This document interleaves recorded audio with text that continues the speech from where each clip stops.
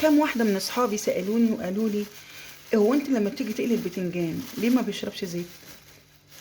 هقول لكم ليه ما بيشربش زيت، هقول لكم هو بيشرب زيت ليه وما بيشربش زيت ليه.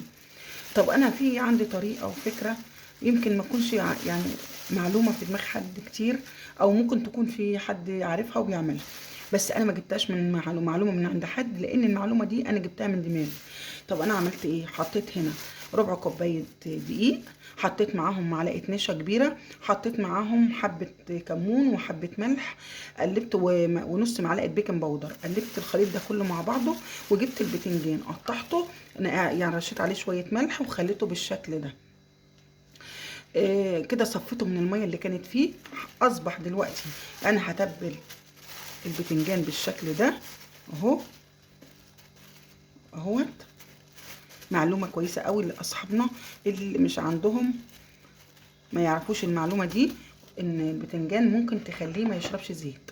لا طبعا كمان الزيت غلي والحاجه ولعت، واحنا لازم نمشي نفسينا ونخلي بالنا ونكون حريصين على الزيت وحاجات الخزين في البيت، لان الحاجه ولعت جدا وغليت ولازم نقدر اللي احنا فيه.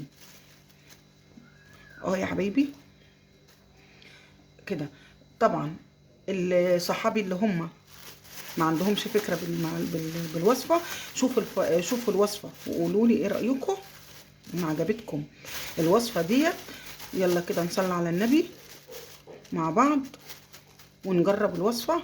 وانا حطيت الزيت على النار علشان يقدح. ساعة ما الزيت يسخن على طول هنزل البتنجان واسيبه يقلي. لو لقيتي البتنجانة بتطلع زيت قولي وصفتك مش ناجحة. يلا حبايبي كده شير ولايك واشتراك في القناة علشان يبلغكوا كل جديد. يلا اهو شفتوا انا بعمل بتنجان قدامكم اهو. حطوا بس الدقيق في الكيس علشان خاطر ما يشربش زيت، يعني املوها دقيق، املوها دقيق، خلوها كده اهوت متبله كلها ومغلفه كلها بالدقيق كده اهو. هنروح بقى على الطاسه، هنروح على الطاسه ونقلز البتنجان وهنشوفه مع بعض بعد ما يتقلي شارب زيت ولا مش شارب.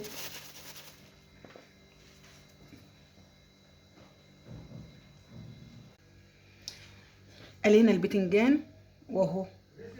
فين حبايبي بقى اللي قالوا لي عايزين نعمل بتنجان من غير ما يكون شارب زيت؟ اهو شفتوا في باين في زيت مش باين في زيت، حتى هكسرها لكم اهي. شايفين في زيت باين؟ ما فيش زيت باين. بسم الله ما شاء الله ناشفه ازاي، جميله جدا. ايه رايكم؟ عملت طريقه بقى حلوه، فكره كمان تخلي له طعمه احلى احلى، تفتح نفسك كده والشهيه على الاكل. بص بقى شفتوا الجمال ده. عملت بقى ايه؟ توم، فصين توم عليهم قرن شطه، عليهم حبه ملح وكمون ومعلقتين خل. هنحط بقى الحاجات الجميله دي على الوش. بص الفقره دي، شوفوا اللقطه دي. ايه رايكم بقى في الجمال ده؟ شفتوا الجمال ده؟ الله. ايه رايكم يا حبايبي؟ يلا يا حبايبي واصحابي اللي كانوا عايزين يشوفوا طريقه البتنجان اللي مش شارب زيت، قولوا لي رايكم يا حبايبي. ايه رايكم؟ شفتوا الجمال ده؟ ايه رأيكم بقى في اللقطة الجميلة دي؟